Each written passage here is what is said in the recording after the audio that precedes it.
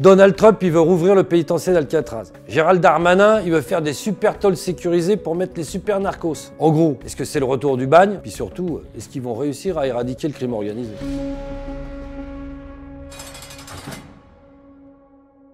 Le pénitencier Alcatraz, c'était la prison la plus célèbre quasiment même au monde à l'époque. Donc c'est en gros les autorités américaines, dans les années 30, se sont dit on va construire un pénitencier de haute sécurité, on va le mettre sur des rochers au milieu d'une baie, en face de San Francisco, donc dans la baie de San Francisco, sauf que c'est en Californie, mais l'eau elle n'est pas à 30 degrés. Elle est gelée cette flotte, elle est en plus assez agitée, etc., etc. Donc il est peu probable de partir à la nage de cette île. En plus, il n'y a jamais eu d'évasion, ou en tout cas il y en a eu, mais on n'a jamais retrouvé les gens, donc on a supposé qu'ils s'étaient noyés. C'est le fameux film L'évadé d'Alcatraz avec Clint Eastwood. C'est les seuls qui se seraient évadés, sauf qu'on les a jamais retrouvés, donc c'est compliqué. Donc voilà, on y a mis les plus grands mafieux, il y avait Al Capone, on y a mis des faussaires, des grands braqueurs. Ça a ouvert en 1937 et ça a fermé en 1964 parce on s'est aperçu que ça n'avait rien changé au taux de criminalité aux États-Unis. Et deux, ça coûtait une fortune d'entretenir ce truc sur une île avec les bateaux qui devaient faire emmener le personnel. Enfin, c'était un enfer.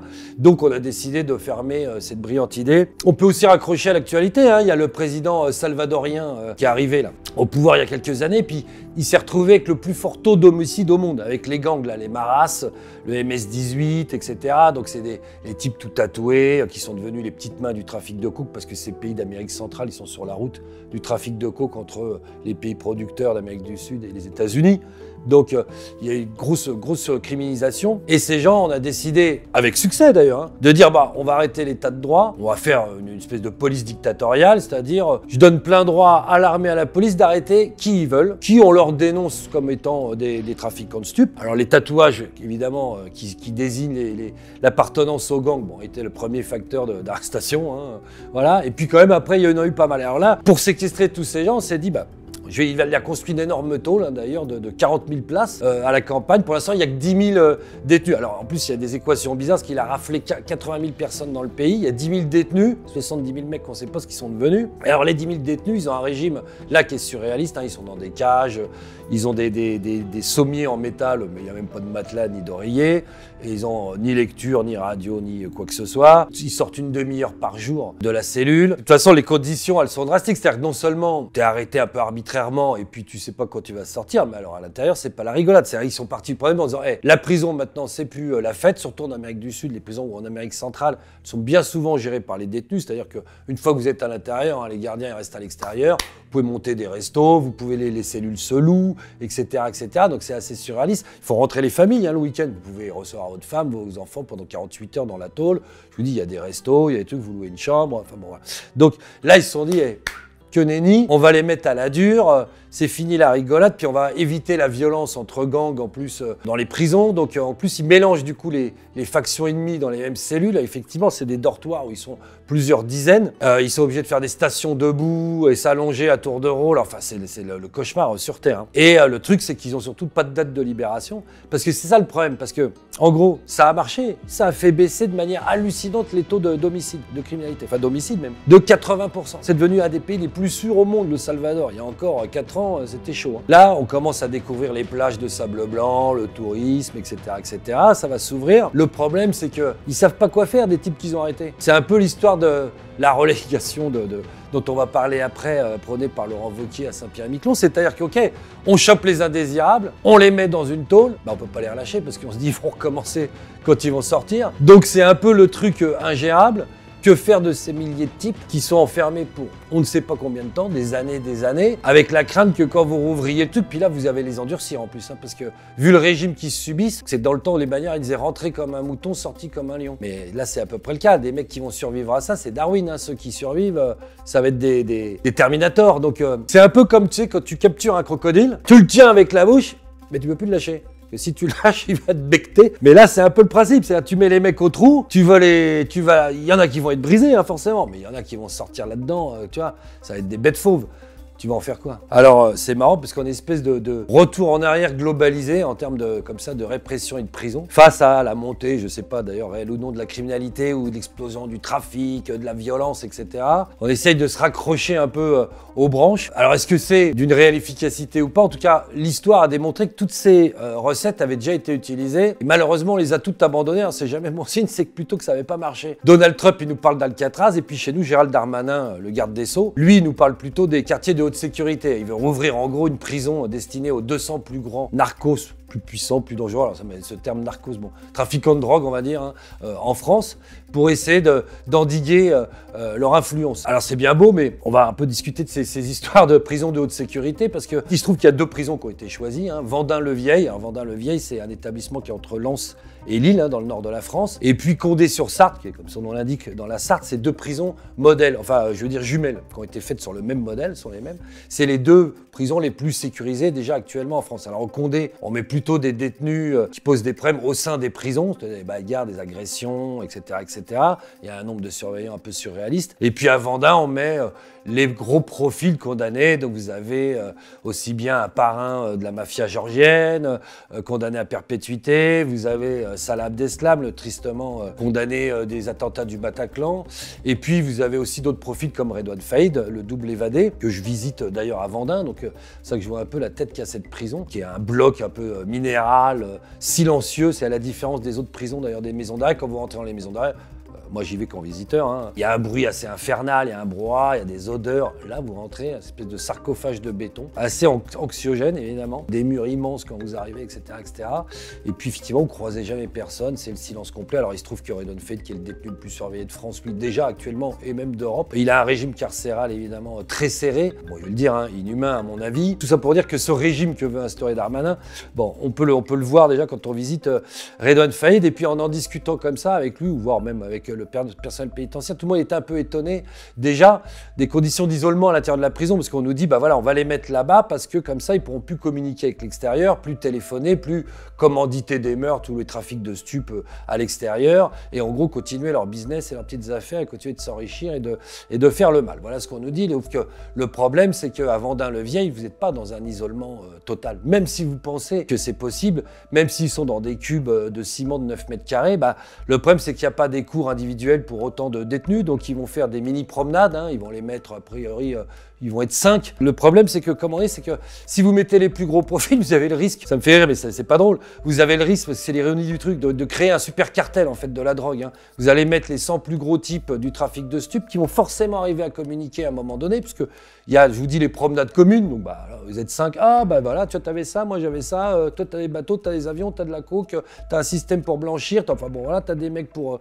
voilà, donc tu peux à peu près être tout ce que tu veux, c'est quand même pour eux, hein. Il y a des fenêtres, heureusement pour eux, ça peut discuter, il y a des parloirs, hein, où on peut quand même échanger avec des messages pour l'extérieur, voilà, il y a des visites d'avocats, je ne dis pas que les avocats sont corrompus, mais il pourrait y avoir des gens qui transmettent des messages extérieurs, donc tout ça peut dire qu'il y a une porosité de fait dans ces établissements-là, donc c'est un peu vain, et puis surtout, on se demande bien comment ça peut arrêter le trafic de stupes. Prendre un exemple simple, hein, vous allez prendre El Chapo, le plus grand trafiquant mexicain au monde, qui était du cartel de Culiacán, là, du Sinaloa. Bon bah là on vient de le mettre au trou, il est en super isolement, il doit être à la prison de Florence, c'est-à-dire c'est des trucs ultra sécurisés aux États-Unis, c'est incroyable, encore pire que ce qu'ils promettent aux gens ici. Est-ce que le trafic de stupes s'est arrêté, de cocaïne au Mexique, de fentanyl, enfin bon, bah non, parce que évidemment il n'est pas tout seul, El Chapo, comme les 100 mecs ou les 200 mecs qui vont se retrouver en prison, ils bossent pas tout seuls, hein. Donc à l'extérieur ils ont des lieutenants, des associés, d'autres gens, et puis qui eux à la limite vont se frotter les mains en se disant bah le taulier il est au trou, mon tour est venu, hein. Donc il y a des gens qui vont plutôt monter en gamme, voire il y a des gens qui vont se friter dehors pour reprendre la place, etc., etc. Donc je suis pas sûr que ça soit une garantie de faire stopper le trafic, c'est même ça sûr, ou même de calme et de paix sociale et criminelle à l'extérieur. Dans le genre aussi de vieilles recettes comme ça qu'on essaye de nous vendre, là il y avait Laurent Wauquiez, alors lui, et tout ça je vous le dis, c'est pas partisan, c'est pas un truc politique, c'est juste factuel et pragmatique. Laurent Wauquiez, lui, il a proposé, donc il est dans l'opposition, lui il est pas au pouvoir, il a proposé lui de déporter les OQTF, les obligations de quitter le territoire qui auraient des passés judiciaires, à Saint-Pierre-et-Miquelon. À Saint-Pierre-et-Miquelon, pour une carte, hein, c'est des petites îles qui sont au large du Canada. Il y fait frisquet, c'est assez hostile et aride.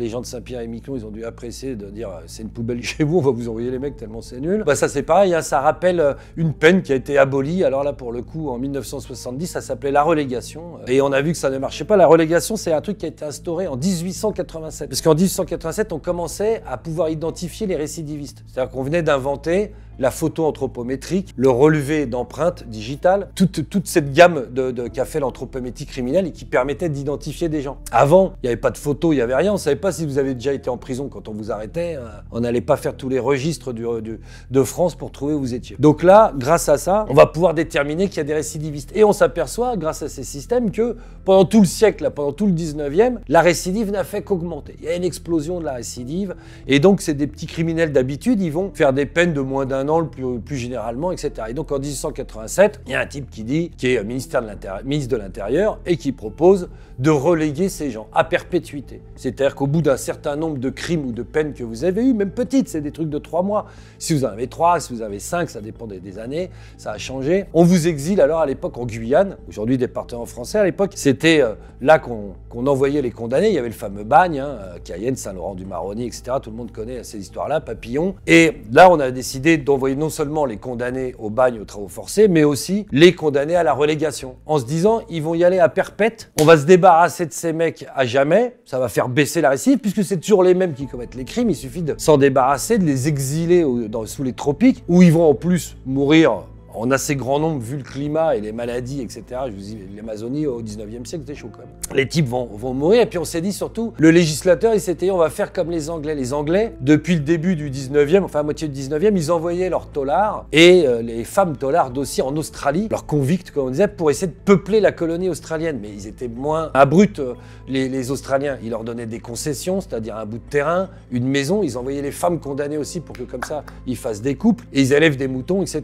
Donc en gros, ce qui fait que 80% de la population australienne de souche aujourd'hui, enfin d'origine anglaise, est descendante de bagnards. Bon, la France, ils n'ont pas daigné améliorer le régime des mecs, ça en a rien fait, donc à part mourir sous les tropiques, ça n'a pas donné grand-chose. Ça a duré quand même jusqu'en 1970, hein, quasiment un siècle cette histoire, et ça a finalement été abandonné. Donc cette proposition-là aussi est un peu obsolète et anachronique. Et puis après, on a une dernière mesure là dont on nous parle beaucoup. Darmanin, il voudrait que les détenus payent leur séjour derrière les barreaux. Pour ce faire, il faudrait que nombre d'entre eux puissent travailler derrière les barreaux, puisqu'il y en a beaucoup qui sont indigents ou qui ne peuvent pas recevoir d'argent de l'extérieur, ou qui arrêteront de recevoir si c'est pour payer l'État. Il faudrait faire travailler les gens. Alors d'abord, avant, il y avait les travaux forcés. Ça a été aboli, le travail obligatoire, les travaux forcés, puis après le travail obligatoire, ça a été aboli en 1987. Et depuis, c'est sur la base du volontariat. Alors, on pouvait travailler soit pour l'administration pénitentiaire, c'est-à-dire fabriquer des uniformes de surveillants, etc. Soit travailler au service général, c'est-à-dire la gamelle, au greffe, enfin tous les peu jardiniers, j'en sais rien, que sais-je. Ou alors vous bossez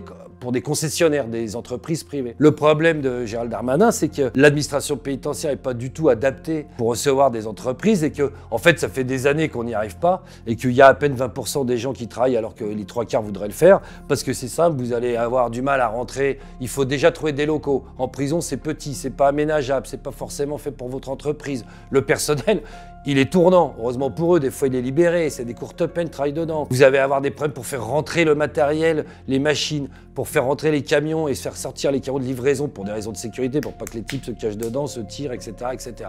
Donc voilà, encore une mesure proposée qui est pour l'instant difficilement réalisable. Donc voilà, donc tout ça, on a un peu l'impression qu'on est encore dans l'écran de fumée, un peu à la Donald Trump avec son Alcatraz qui pense résoudre les problèmes de grande criminalité aux États-Unis en foutant 200 mecs sur une île. Ça me paraît assez optimiste pour endiguer le phénomène. Toutes ces grandes réflexions, effectivement, c'est destiné aux médias, c'est de la com, enfin on va pas se leurrer, hein, on voit bien que c'est pour exister, répondre à des grands questionnements sécuritaires, etc., etc. en France.